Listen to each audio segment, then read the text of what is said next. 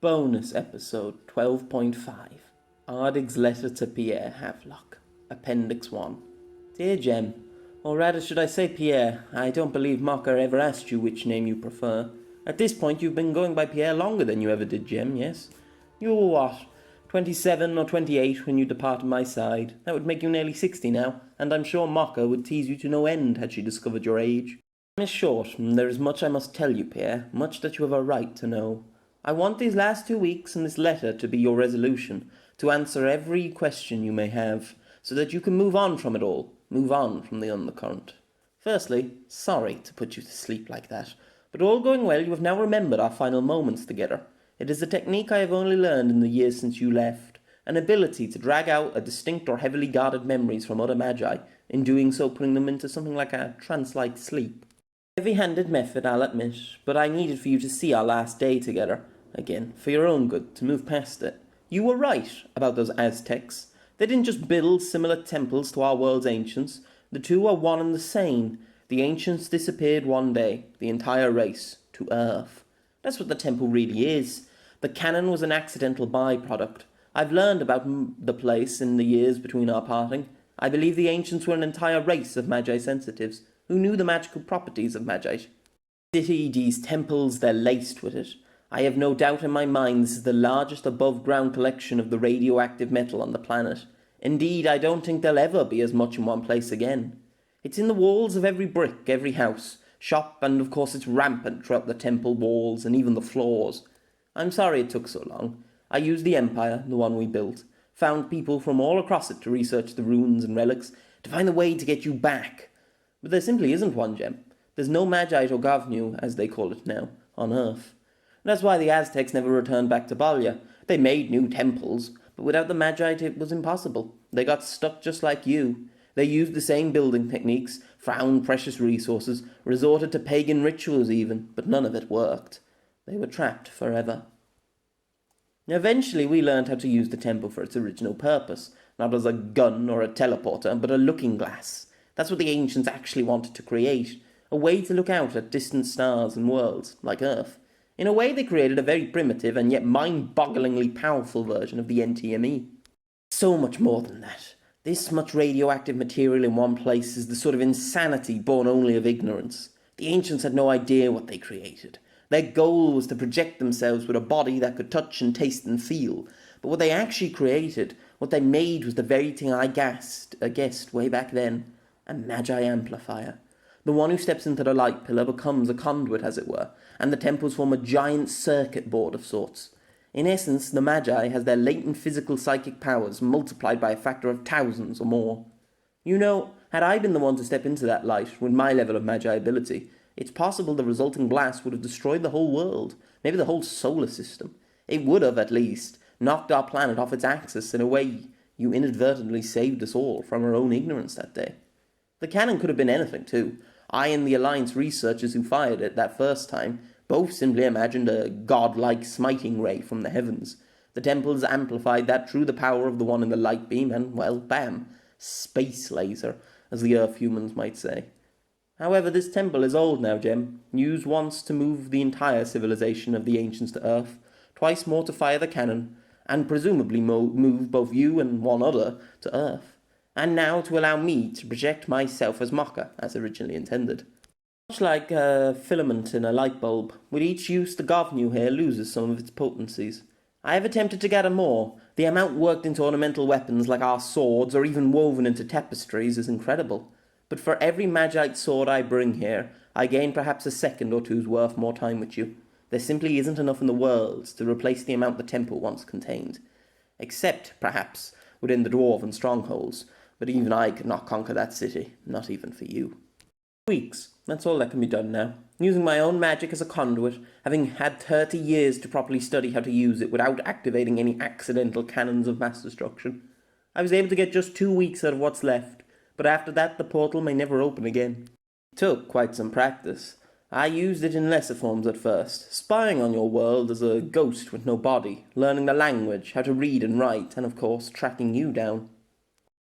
Project has been one of the only things that's truly kept me going all these long years. The day you disappeared is lauded as my greatest moment. The cannon fired as planned. We were able to hit an uninhabited place, intimidate the enemy army into standing down, and soon after the Alliance surrendered and disbanded, all while my forces had 0 casualties. That's what they say, anyway. 3 books, the heralds, the bards and taverns, Empress Aardig's greatest battle, when the gods in heaven above aided in her conquest. Pah! That day was the one I lost more than any other. You dragged through the portal, and the golem. It fought bravely, Jem.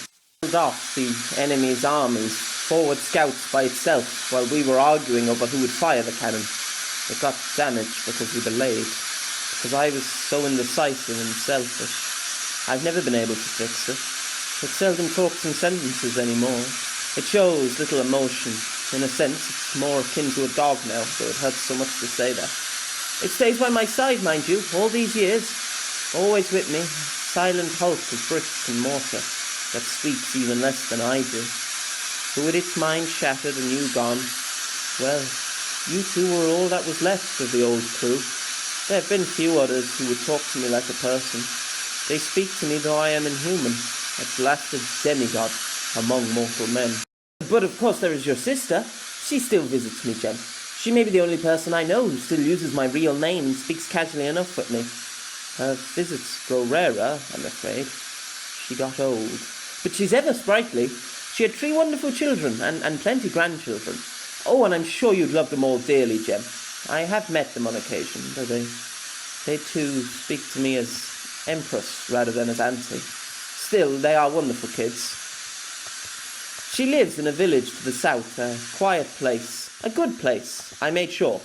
Your father was there too until his death. It was a good death, Jem, no disease nor war.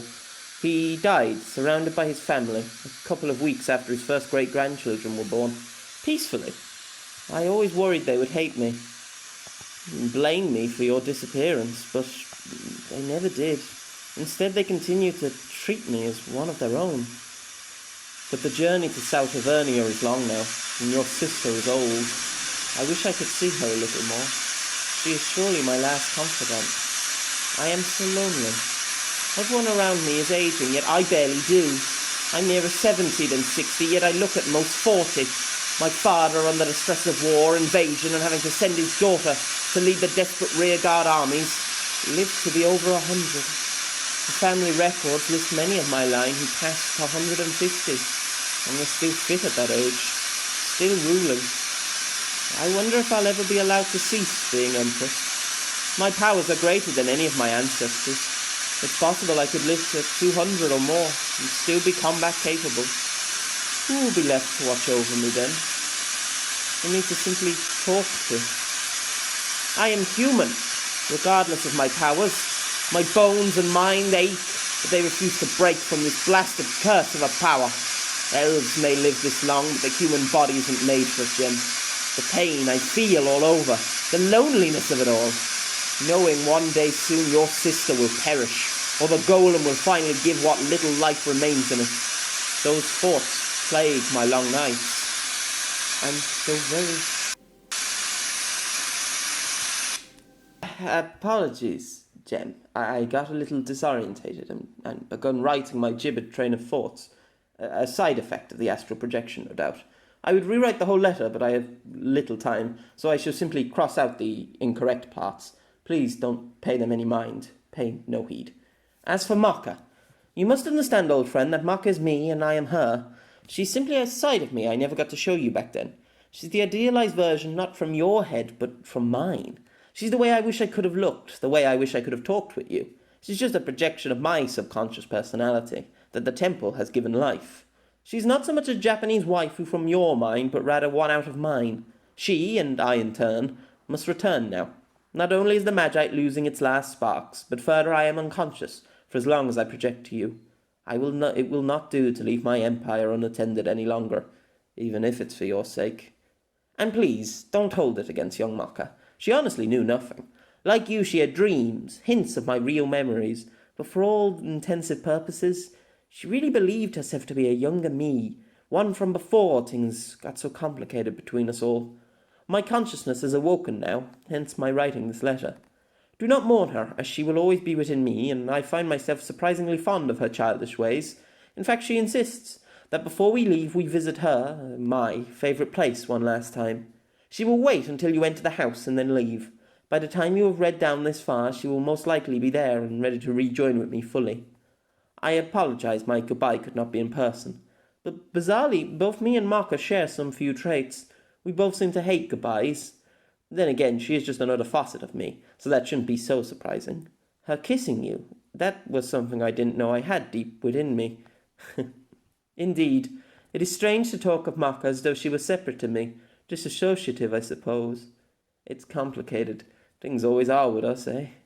My reasons, Jem, for all this are all simple ones, selfish ones, really. I have spent years fearing what happened to you, hoping against hope you were not dead, atomized by the temple, but also hoping that you moved on. I never could. I'm too different. But you? You went and did it, became a great storyteller, made people happy with your tales. Do you remember when I was still princess and you my sword tutor? How you told me you one day wanted to retire from soldiering, to be a storyteller. I think you succeeded greatly, my old mentor. My last request of you is therefore that you don't let this be the end. Take what Marcus showed you and live your own life. Go out there and find someone. Don't ever hide in your attic study again. That earth of yours is a more beautiful place than you've given it credit for. I don't know for sure if you'll fully understand all this talk of Magite and Aztecs, but I guess in truth none of that really matters.